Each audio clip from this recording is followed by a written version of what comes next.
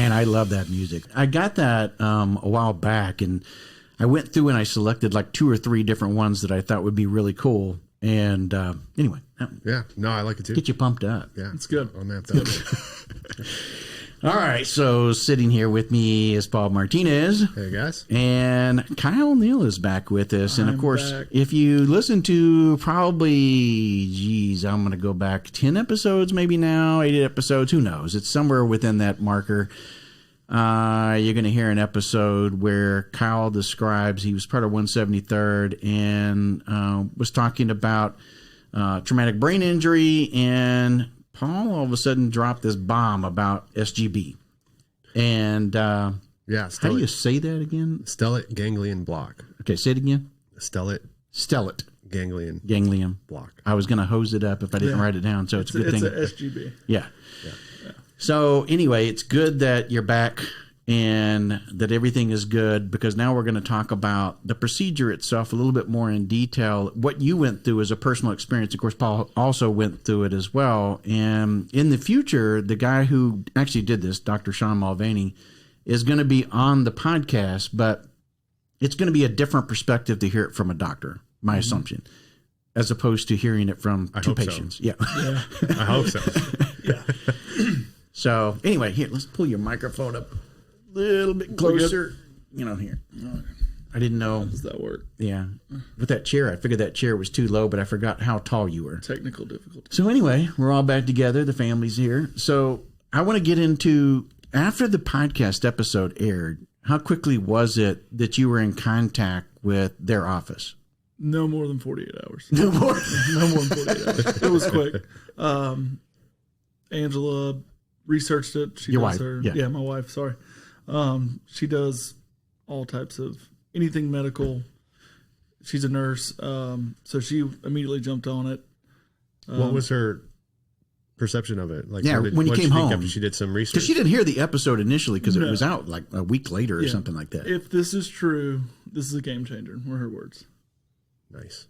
Right? So if we buy the magic beans and it grows, right? I'm curious. So wait, before that, how did you present it? What was the ways, if you left here, how did you present it to her so that she could at least gain enough information? Or was it you just gave her a nugget of what you knew at that moment and said, hey, there's this thing, and then she went out and did research? There's this thing, this doctor. Okay. 60 Minutes, there's this guy.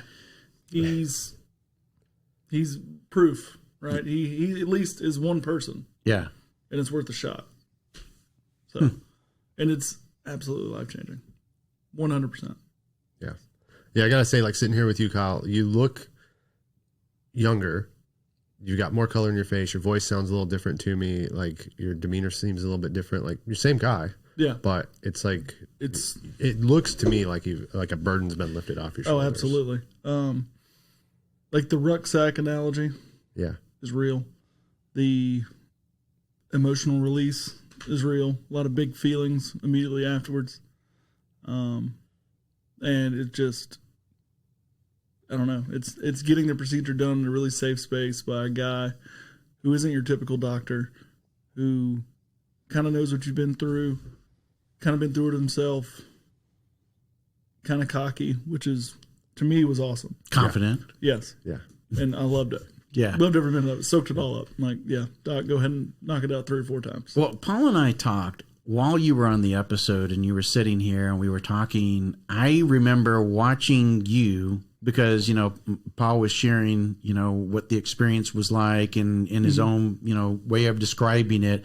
And of course, once he mentioned what it felt like, I could see your expressions. And of course, what I talked about a lot to other people, like, my wife and family and stuff who it would be like, I was watching Kyle and you could see the expressions on your face to where it was like, oh my God, he's inside my head right now. Exactly. He knows what I'm feeling. There was a lot of things that Paul and his girlfriend said that night that made it real. Yeah. That made it where it wasn't a magic potion, where it wasn't magic beans. It was something very real. Yeah. Which is awesome. That's one of the things I kind of learned about researching this procedure and then talking to people who've had it done and then getting it done is that, like, I'm not the only guy out there that gets anxiety about going to the grocery store. We just had a guest on the podcast we recorded a few minutes ago, and he said the same thing completely unprompted. He's like, you can have a panic attack going to the grocery store. And this is a cop who intervenes in violent crimes on a daily basis. And the kind of person that, you or I could run towards gunfire right now, not bat an eye, it'd be fine. But if I have to make a grocery list and get to the grocery store, sometimes that's not going to happen. And that's kind of you're not the only one feeling that way. Yeah. And that was a relief to learn, but then finding out that there's a procedure that can make that better and less of an obstacle, I mean, it gives you a significant portion of your life back. I think, and I'm an outsider, kind of, I haven't had this procedure, but listening to this, initially it was one of these things where I thought, there can't be a magic potion. It can't be one size fits all type of thing. You wouldn't think that it would be something so magical and so easy, because otherwise everybody would be doing it. Isn't that normally what you hear? It's like, oh man, if it's that good, Kyle, if it's that good, Paul, why isn't everybody who's suffering from traumatic brain injury, anxiety, whatever the case may be, having this procedure done? Right.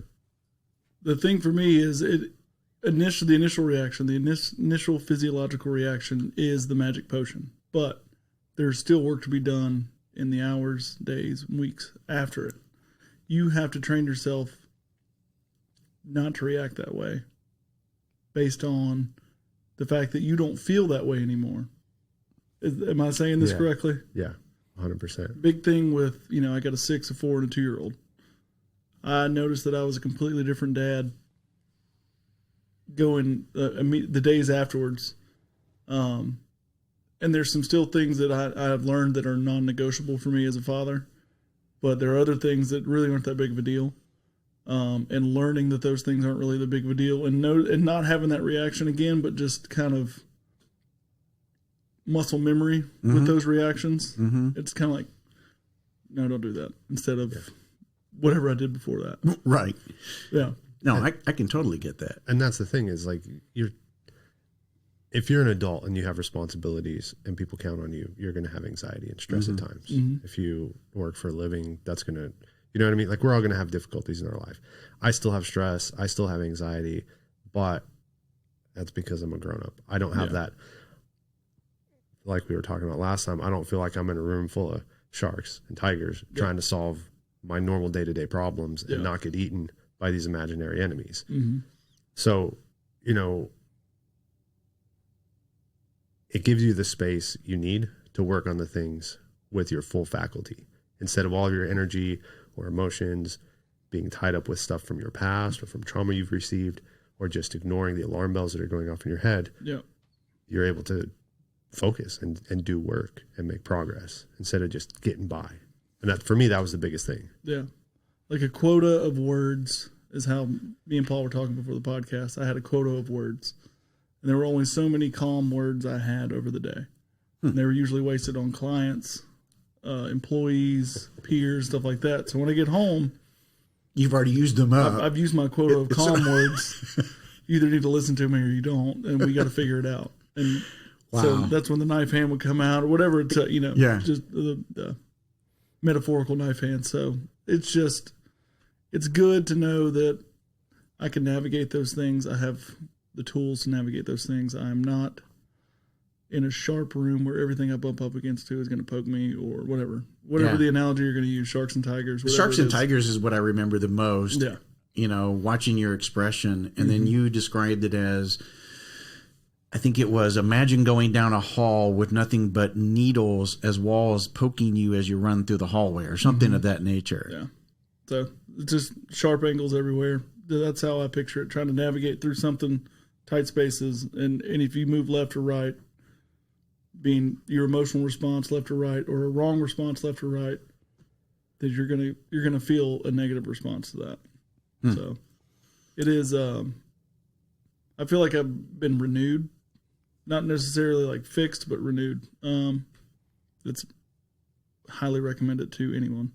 So before we get to the moment of which this procedure happened, and then the time, maybe a 48-hour span thereafter and stuff, but leading up to that, you had set up the appointment, and you and your wife flew up there to Maryland to meet with Dr. Mulvaney.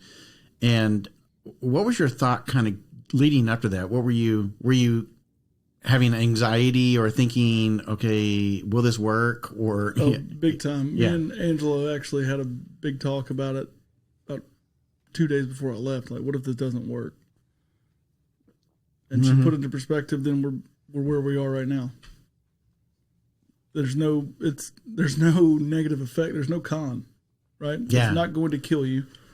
It's not like it's life threatening. It is, hey, let's see if this works. The price of it, it's worth trying. Yeah.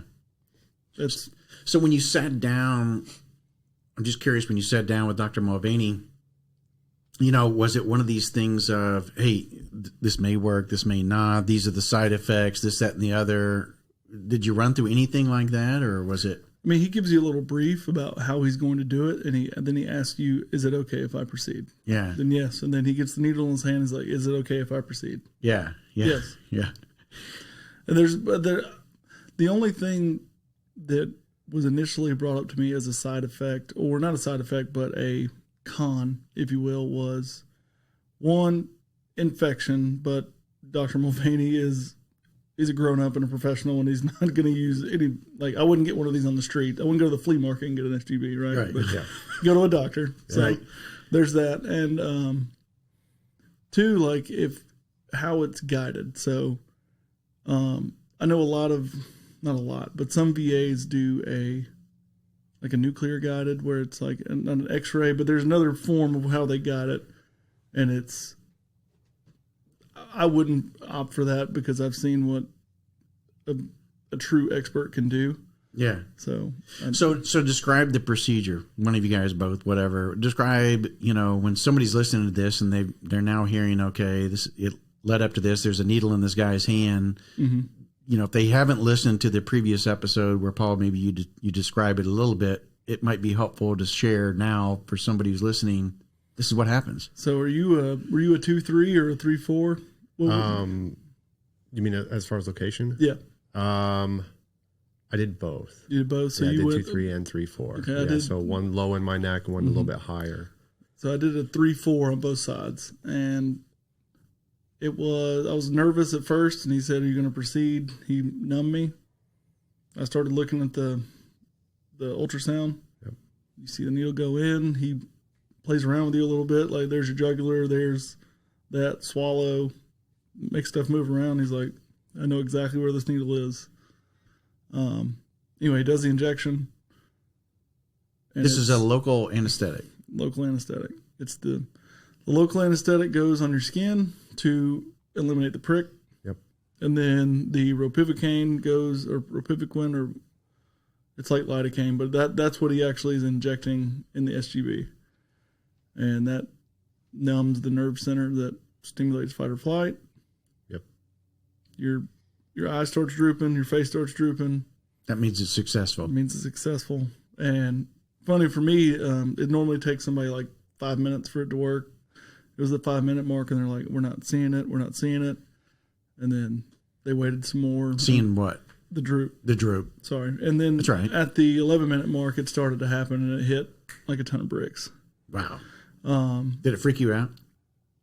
No, because of my experience with Paul, and because I had a little bit of knowledge beforehand, right. You knew what to expect. And when you say it hit you like a ton of bricks, like what was the sensation that you... So the tension from my chest and my back, my shoulders, base of my neck, it sounds corny because everybody uses it, is taking off a rug. Wow. Dropping a rug. It's the exact sensation. A load coming off. You feel like you have some regret because you're like, I've been living like this for a while. Why didn't I hear about this sooner? Type thing. I had a little bit of anger because I was like, I didn't have to feel like that. Yeah. Yeah. I could have felt like this instead. Mm-hmm. Then Doc kind of talks with you a little bit, make sure you're good, make sure all your faculties are there. And that's when the emotional release happened, and it was a lot, like I said, a lot of big feelings, and then you get to chill in a room for 20 minutes, and then your wife's downstairs, and you give her the biggest hug you've ever given her in public, apparently in the last 10 years. I didn't realize that, but you were reminded. But I was reminded, and yeah, it was. And then, oddly enough, I went back to the hotel and I crashed for about 3 hours. Yeah, I was so relaxed. I just like, she's like, "What do you want to do?" I was like, "Well, my face is drooping. I don't really want to go out. Let's go back to the room." And I just went to sleep, took a nap. So Angela wasn't in the room. She wasn't even allowed in the office. She wasn't allowed. Because of coronavirus? Because of coronavirus. She was down in the lobby. I know that had to kill Angela, just knowing, I mean, as a nurse, well, two things. I would want my wife there as a nurse as well. Absolutely. Yeah. Absolutely. And then secondly, I know they would want to be there as well, just so they could witness. And of course, having any kind of procedure done, it's always nice to have that person there so they could see a different perspective and a medical perspective as well. So, yeah, that must have been very difficult. Her waiting just until you come down and then waiting for what is the sign, kind of thing. What is the sign you're going to provide her? Yeah. So I guess that was the hug. But the cool thing about Doc Mulvaney is he's like, "What's your wife's phone number?" Gave him the phone number. He called her while I was in my, after the injection and like gave her an update. And it was just. That's nice. Super just down to earth, gave her all the ins and outs of, watch out for this, do this type stuff. And yeah, it was all in all a 10 of 10 experience. Would definitely do it again. So when you say all the emotions hit you, so these are things that you didn't automatically experience on a normal basis. They were harder to experience. Kind of help me and the listeners understand, why was it such an emotional relief at that moment? And why was it different? It was, for me, it was a culmination of, you didn't have to feel like this, but you were. You didn't have to be so short with everybody, but you were. You didn't have to feel like that all the time, but you did. You ran out of words for your family, all this stuff that could have been. And then there was some other emotions in there as well where, you have some regret for the way you feel because there's people that felt worse than that. People that lost their lives for that. There's people that, I don't know, it was a lot of big feelings. That's a lot of nanosecond. Yeah, and it's a lot of stuff that goes through your head really quick and you're just, I don't know if you felt the same way, but it was just a lot of, you got injured, but it's hard to show that injury because of the mechanism of injury or the way you were injured, or the wounds sustained weren't. It'd be easy if you got shot, right? I have a gunshot wound right here. Not saying anyone that got shot. But it's a non-visible wound. Yeah. So I just, that's my take on it. That's where all those feelings came from. Was a lot of what ifs and stuff like that came up. And you, Paul? For me, it was just this profound sense of relief for something that you suffer with certain things for so long that you forget that it didn't always feel that way. And so for me, it took me back to a feeling that I'd forgotten. And then I remembered, I just used to feel like this all the time. I just used to. The normal good. It was like a nostalgic emotion at that point. Yeah. I was like, holy smokes. And when we first talked about it, I was like, I felt like it turned back the clock 10 or 15 years to when I wasn't this way. And that's, to me, that's why I'm such a proponent of this, is because I know if I'm feeling this way, there's hundreds of thousands of vets out there that are also feeling that way. And you don't have to. And you can feel like the old guy that you were, or the old gal that you were. Thankfully, it's a procedure that a lot more people are paying attention to and have reached out one way or the other to both of us. And I don't know that they're all going to Dr. Mulvaney. Obviously, that's who we recommend or who we send them to, only because that's who you had it done by. And, we wanted to share that same knowledge. But, I think it's something that I wish, if it is a game changer like we're talking about, that I wish more veterans would at least look into and do the proper due diligence. Because so many of them that have come on this show, and we're at this point right now, we've taped additional episodes, but I think we've launched 260 episodes. And out of all of those, there's a theme that runs through many of the veterans that we've spoke to in those episodes over these 5 years. Yeah. And the symptoms and the things that are talked about are stuff that they just have to deal with on a daily basis. But what you're talking about is a simple procedure that they may find relief. And it's so non-invasive. Like, that's a big selling point for me, is that I don't have to go to talk therapy and cry my eyes out. And then if you've ever done talk therapy in earnest, it's taxing. It is. And you're exhausted afterwards, and you have to set aside a day, and it's useful, but it takes a long time. And when you talk about, you do hyperbaric for TBI, it takes a long time. The effects are good, but sometimes they're not as profound. With this, you have a very small gauge needle. They inject it into your neck. They watch the needle on an ultrasound. You're watching as well. Mm-hmm. Everything's being explained to you as it happened. You can see where Doc Mulvaney has inserted this needle, and he's talking through everything. So it's obvious he knows what he's doing. Right. So you're at ease as well. Yeah. And then it's done. And you feel better. I almost think it's almost simple enough to where you can put it in an SRP cycle or reverse SRP cycle. You totally could. Where this is just a station, right? You're going to give your blue book back, or you're going to do your DA form, whatever, and then you go to doc. Yeah.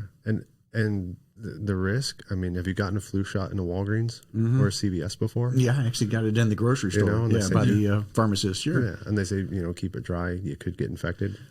Yeah. It's the same as any injection, Yep.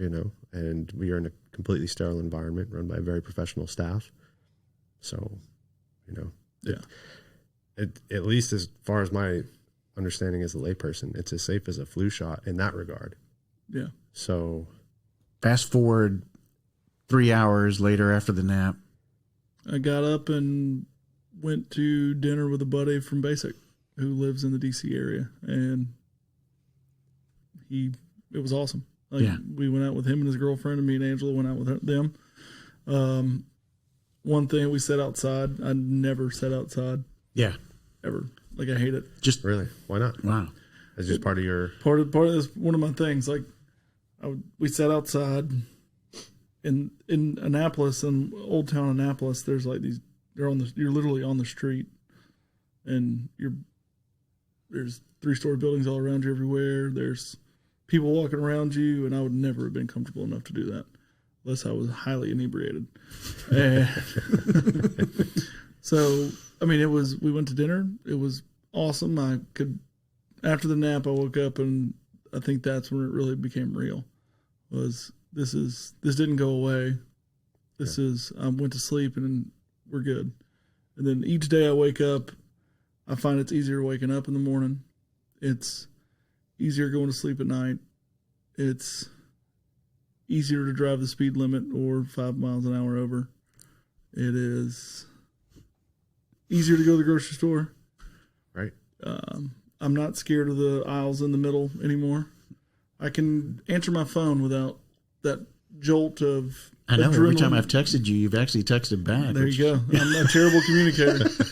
And but I just, there's a jolt of adrenaline that goes through you, and you're like, do I answer it or do I not? Yeah. That was a literal struggle every time. And I'm a guy that gets 30, 40 calls a day. And 30 or 40 times a day, I was looking at the phone going, I really don't want to answer that. Because it's always bad news. Well, it's not always bad news. Sometimes it's just news. Sometimes it's good news. Mm-hmm. Sometimes it's bad news. But it's not always bad news. So this has been helpful to you at work as well. Oh, it's made me a better project manager, 100%. I'm a better communicator. And that's all project management is communicating up and down laterally. And it is 100% made me better. That's fantastic. Awesome, man. No, it's really cool to hear because, again, I'm getting to where, just based on you guys, when I listen to individuals, you can ask Paul, hitting up Paul and going, so let me ask you, so is this somebody that could really benefit from SGB, just based on this, and this, and, I find myself really wanting to reach out to individuals and go, wow, you really need to check into this. Mm-hmm. I want it to be more readily available to not just veterans, but anyone who's a veteran of life. Paul just got done saying everybody has stress. Everybody's an adult. There's no reason that this shouldn't be a mechanism to help people with stress before we go to a narcotic solution, a benzodiazepine solution, whatever it is. Yeah. Xanax shouldn't be used unless somebody's had an SGB first. Like, think about the medical providers that I can't sleep. Here's Ambien. I'm stressed out. Well, here's Xanax. My knee hurts. Here's whatever. Percocet. Yeah. I mean, it is just a way. One, it'll keep costs down for everybody. Two, it is non-invasive. Three, it is as simple as the stuff they put on your gums before you go to the dentist.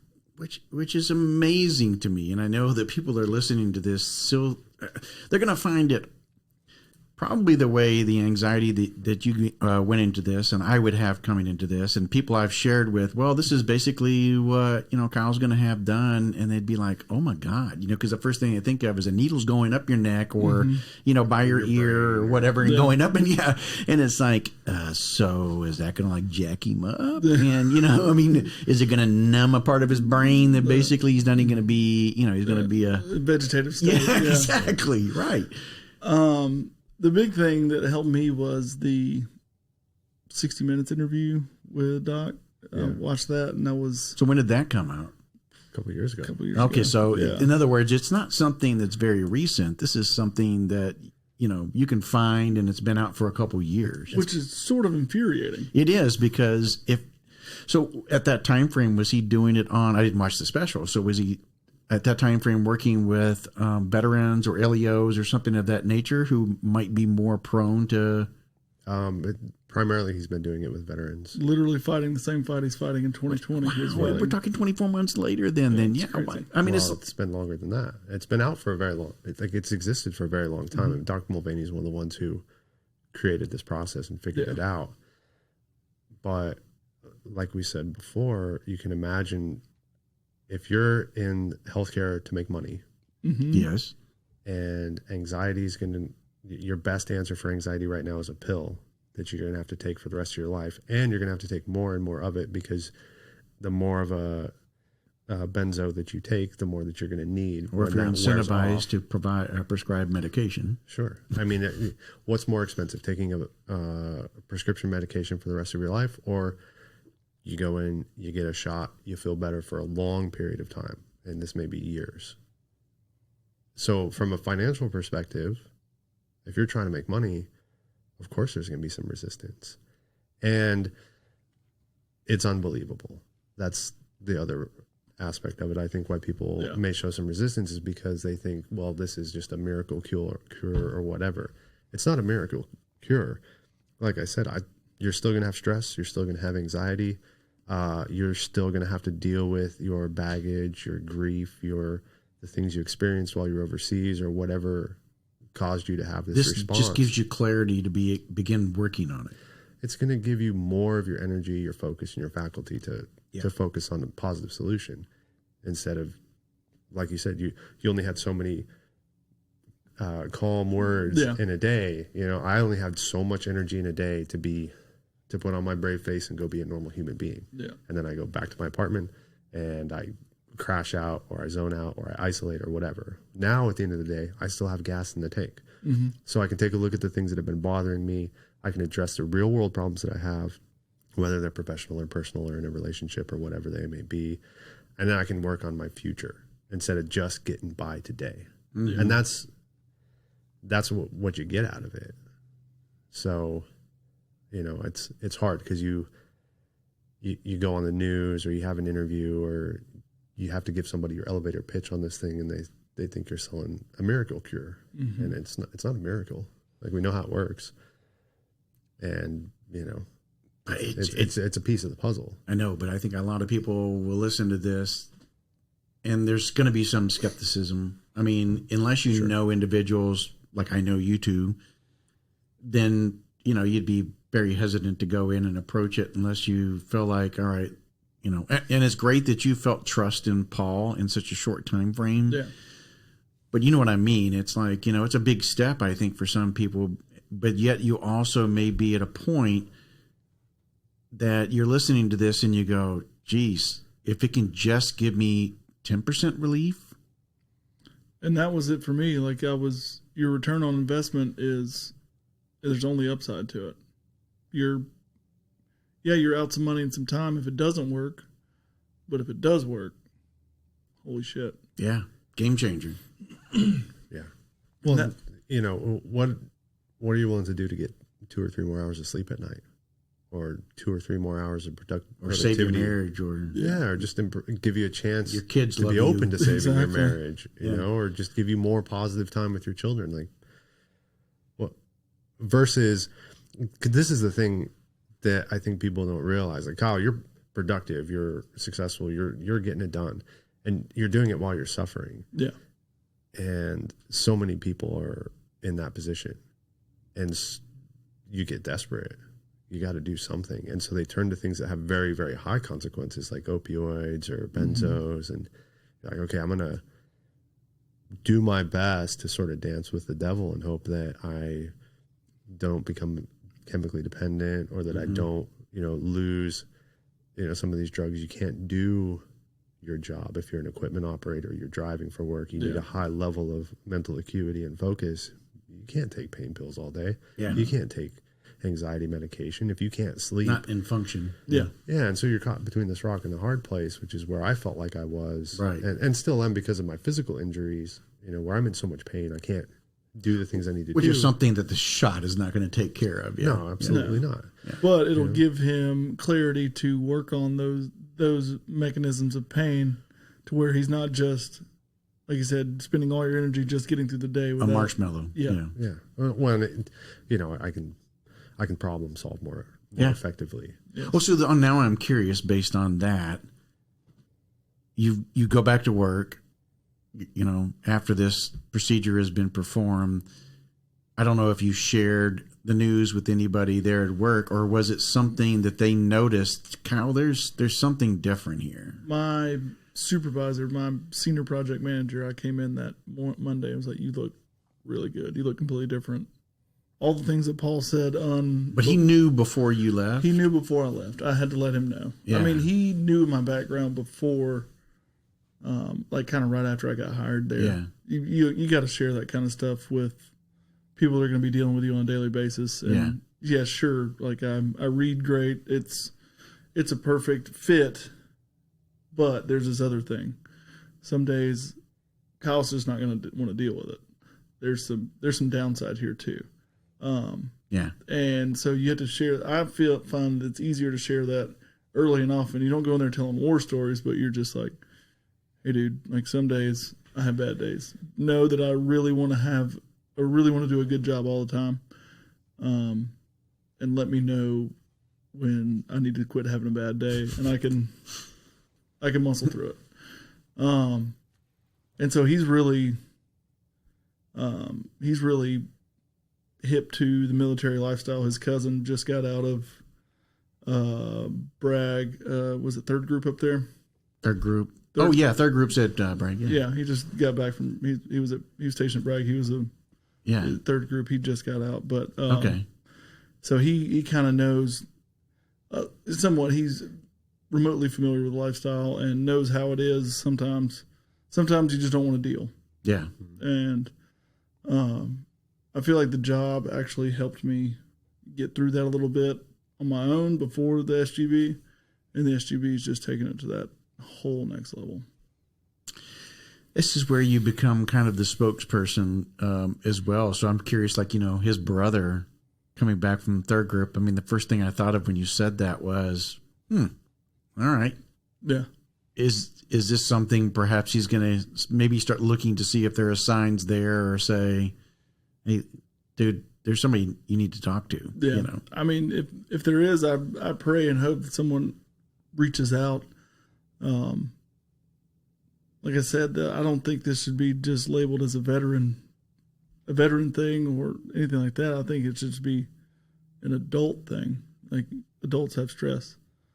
Anyone has stress, whether it's a single mom or stay-at-home mom for that matter, or, you know, these doctors and nurses and EMTs that are seeing what they're seeing every day through this whole year.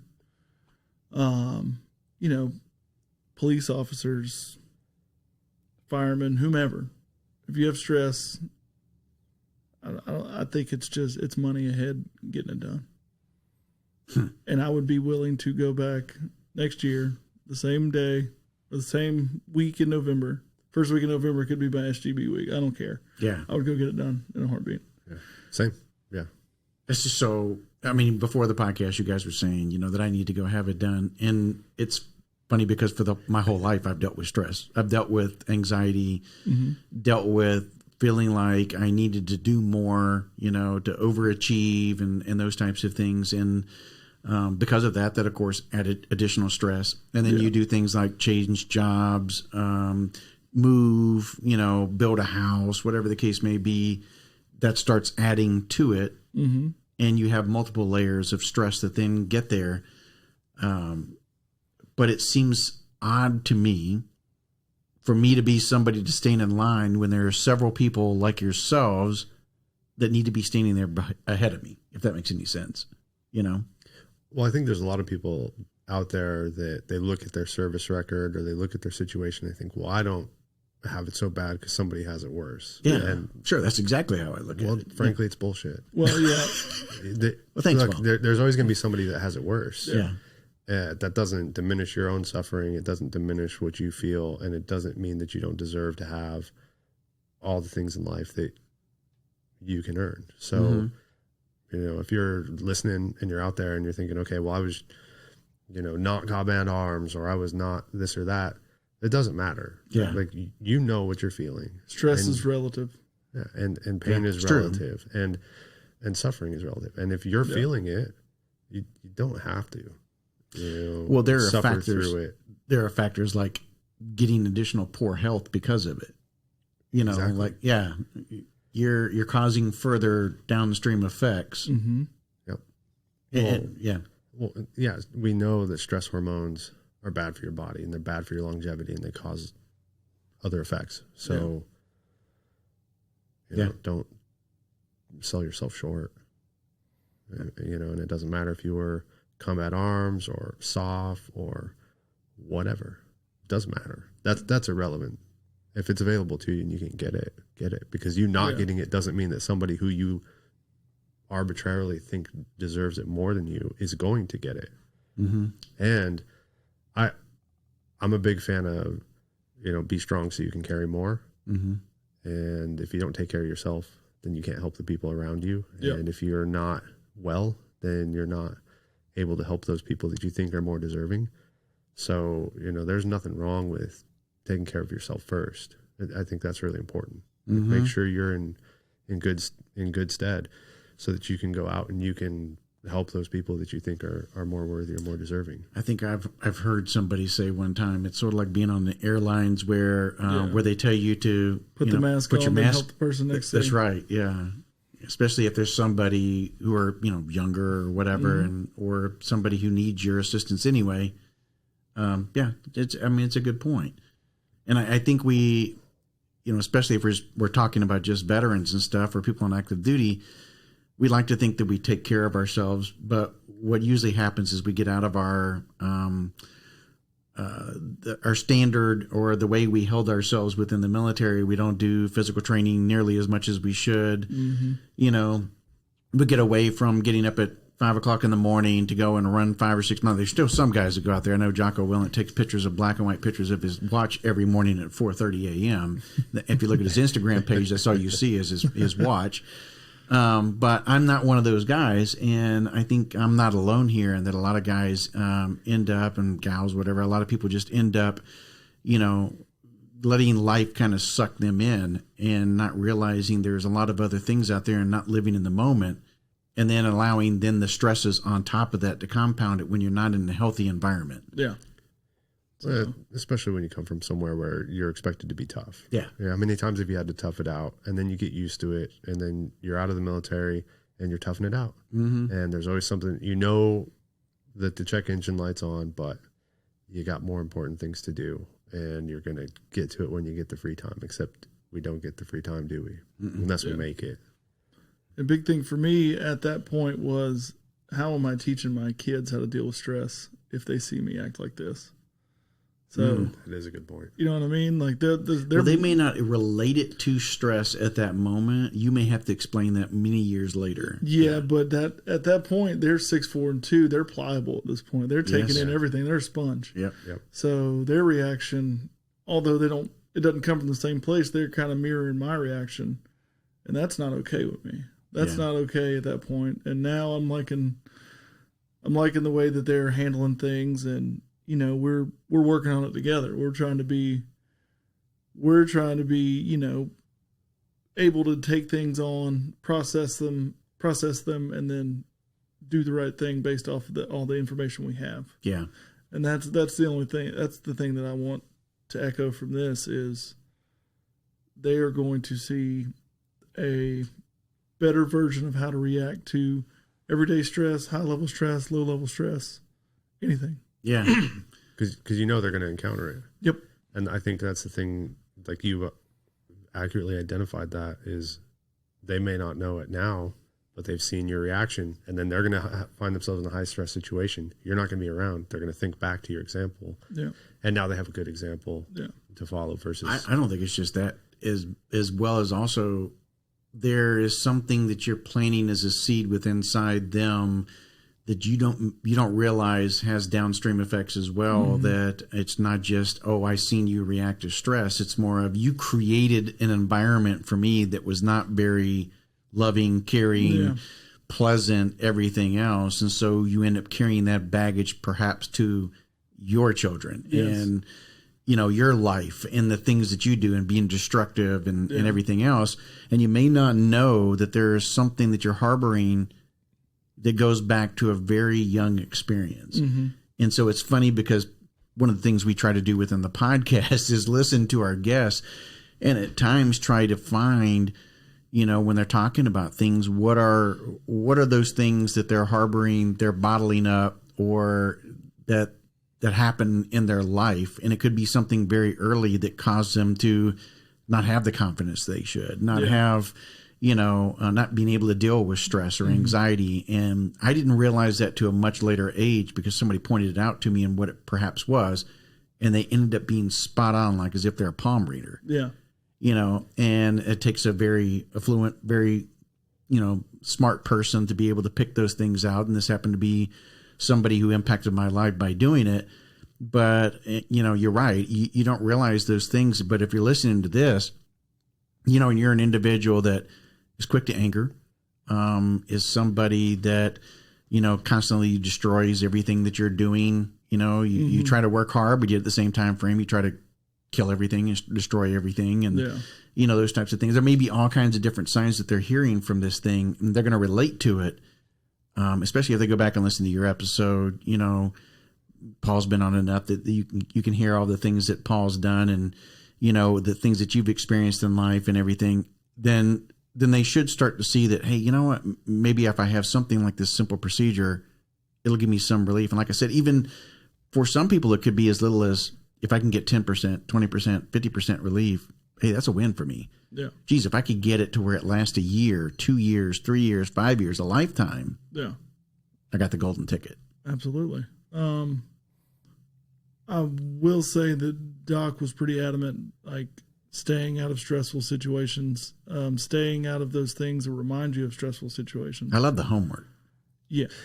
Doc was very informative, but it was cool. He referenced The Greatest Generation. Like The Greatest Generation would have been the perfect data group for this because they didn't talk about anything, right? Yep.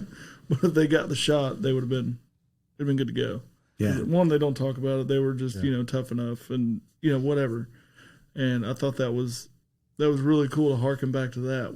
He was like, think about the Greatest Generation. They didn't, how many times did your grandfather talk about World War II? And he didn't. Or the Depression. I didn't even know my grandfather was in World War II. Yeah, I'm telling until you. he died. Yeah. Well, I knew he was a merchant marine, but he was also in the Army. Yeah. I had no idea he was in the Army. Well, and I knew my uncle was quiet and everything. Mm-hmm. Then later on, I discovered that he was not only in World War II as an Army guy, but he also got captured by the Germans, and it was a German boy that let him escape. And you could see, that he was, for the most part, to himself all the time. And he was very quiet and everything else. And I always wonder why that was different. And that was what the family would say. It was like, well, Uncle Kenneth had this thing happen. And then you kind of understood it somewhat. But you're right. There was a lot of things that later on that caught up with him. The demons finally met up. Mm-hmm. And I wish these types of things would have been available. Yeah, I think it would have changed They didn't call it post-traumatic stress. They didn't call it traumatic brain injury. Yeah, exactly. Yeah. War. It was war. War. Yeah. Well, and the way you're acting is you're just being a man. You're quiet. You're isolated. You're withdrawn. Suck it up. Yeah. That's just how men are. Yeah, like I said on to my kids. Suck it up. It's men and women in combat. And the impact that this is having is tremendous. There's a massive amount of man hours and productivity that is just lost because people are suffering and they're not operating at their full capacity. And just being proactive is a benefit, because then it's one more thing when you're trying to work through these things that are causing you to suffer that you can just check off the list. That didn't work, fine. But you went, you did it. Now you have a smaller list of things to try. Mm-hmm. And you're one step closer to the solution. So, and that's, like you said, you had somebody identify like some of the ways that you're acting or thinking or that are shaping your behaviors. That's from this event in your past or this thing you experienced. That's the benefit of, seeking out therapies and treatments, whether it's talk therapy or SGB or, whatever it may be. Mm-hmm. Well, I like that he mentioned to both of you guys having the homework, and this is only it's a procedure. It is going to provide some set of relief, or you may have ceased changes or whatever. But like he said, you still got work to do. This is just going to allow you now to proceed forward with those things that you have to do. And if you don't do those things, you still may have the relief yourself, but the downstream effects, the maybe other aspects of your life are not going to change.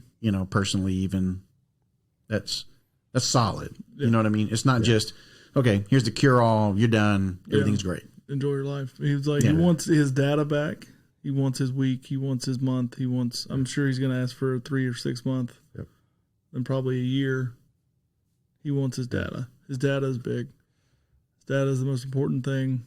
Do this whole thing for other veterans at this point is getting the data in place to where he can present it to the people that make decisions at the VA level to make this available nationwide. Yeah. It's sad that you have to do as much as these guys have to do in order to present that, when, again, if you prove cost benefit, it doesn't cost that much. The benefit is this. It risk are low, yada, yada, yada. Why is all that required? And especially since he's been doing it, or it's been around for a long period of time and assisting veterans. And quite honestly, I guess I would have assumed that when you have good information like this, that it would have spread rapidly, and we would have heard about it 2-3 years ago, as opposed to, now. Well, I don't watch 60 Minutes. Yeah. This is where you follow your conspiracy theory web of why this isn't happening. Yeah. That's for another episode, but you should have Angela on for that one. She'll thrash the drug companies really quick. So. Well, a lot probably should. Yeah. And, it's just interesting because, typically when veterans hear of good things, they end up spreading it. And it did, but unfortunately, it was being spread by word of mouth. And so it was one at a time in a slow, steady trickle movement where it finally got to you. And then, of course, we're sitting here with Kyle on his episode just talking about his background and everything. And then it was the perfect lead-in and setup because I had told Paul prior to your episode and us taping that, Kyle might be able to benefit from this. Yeah. And so when you got into that whole segment, it was a perfect opportunity for Paul to drop the bomb and, throw it out there and everything. But I think since then, other people are starting to hear about it, whether it's from this episode or whatever. I just know that people are now starting to hear about it more and more. Yeah, I've gotten a lot of people reaching out on social media, and some of them, they're concerned with their spouses or someone they know in the military. Some of them are veterans, and they say, hey, what's this about? And one of the most interesting conversations I had was a friend of mine who's the spouse of a service member. She's like, how does this work? And blah, blah, blah. And I sent her an interview, the 60 Minutes interview. And she goes, oh, it's not some magic cure. That's great. And that's the thing that kind of struck me was it isn't a magic cure. It's something that's going to help you. And like we've been saying, you still have work to do. But I think that's lends a lot of credibility to the efficacy of this thing. I mean, this is a compound problem that we're facing as veterans. We have physical injuries. We have transition stress to deal with. Losing your entire social network to the extent that you do when you ETS from the military. Your identity. Your status. What you believe to be your identity. What you believe to be your identity. Exactly. That's traumatic in and of itself. Yeah. And then you have to start over completely. And then you have to rebuild your sense of self-worth and your external worth and achieve status somehow. And you have to keep your family life together at the same time. And you have all of these injuries, and you have this, psychological trauma or grief or whatever it is that you're dealing with. I mean, there's not a single shot in the world that's ever going to fix all of that. Right. But being able to gain some traction. Yeah.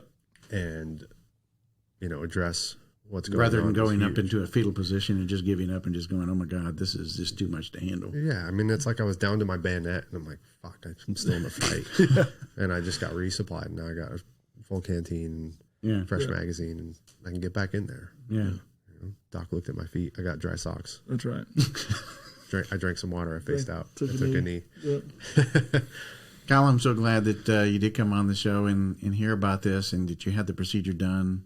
I think it's pretty cool. Hope to keep up with you more about how this is going. I know you're going to be letting Sean know, Dr. Mulvaney, about all the updates and everything else, but I'm also on that wanting to know, all right, how's it going? And how long is it lasting? And, we all know that it's going to react differently to each person, but it'll be interesting to see just how this does for you, especially since you're kind of so close to the family.